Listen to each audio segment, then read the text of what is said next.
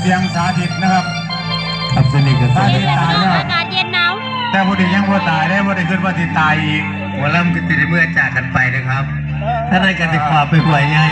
ครับครับผมครับผม โชคดีเด้อลุงหลาเด้องานหลายๆเด้อ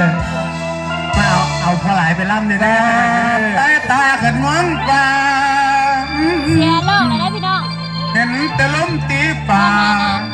ตามหัวร้อนก้อนเมฆเลียนนกแก่นเวียนแจกแจกห้องห้องเขากะแก่เลือง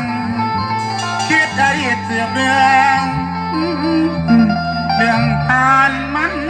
ทำจิตหัวใจเอ้ยบ่อยากเก็บมาคิดแต่ว่าลืมว่ามีใดจากกันไปร้านดองเลี้ยว